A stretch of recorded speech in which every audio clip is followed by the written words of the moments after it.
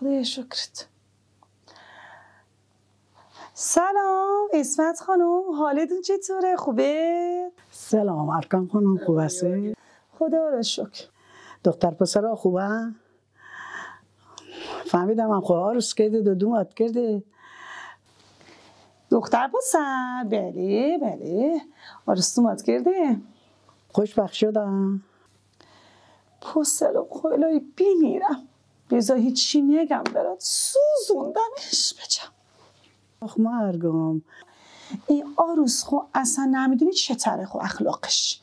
از صبح خروس خود تا کی پسی خو سر کاره، همش سر کاره.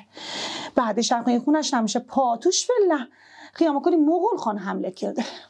هیچی گیره پسرم نمیاد بخوره. پسی نکه میاخونه چیزی جمع جور میکنه مخورن و باشن تا شومر آرش کن. دمده قبل این موجو آمره میله 1000 تا 300 تو این لپا تو این دماغا تو این لنجا تو نه والا کاش که فرق همه که اسمت خانم جلوه خو نمکنه، هیچ فرقی نمکنه. بیمیرم پسرم هیچی گیرش نمیاد بخوره. شده تا چوه و سخ سوزوندمش. آخ مرگم، کجا این عروس پیدا کرده؟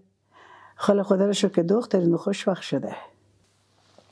دخترم که از بس که گرم و اخلاقش قشنگ همه دوستش میدن، همه رو میکشونه طرف خودش. دیدیش خو اسمت خانم نباس من بگم دخترم ده زبون زده اخلاقش. از صبح خروس خود تا شب شغال خون ایشویرش سر کاره. خودش نیخو که تا زور مخواه چه کار کنه بچم تنه خو.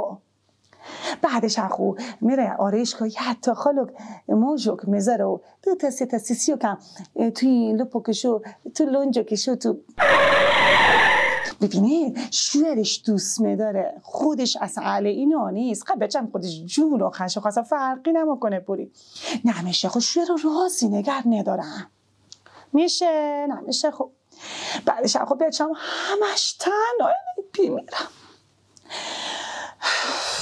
میگم حالا گفتم بچم از بس که همش تنه هفته 3-4 روزم میگم بیا خونمو هادیه تنه. خب گفتم تو بره چیزی بپزی 2 نفر آدم هستید.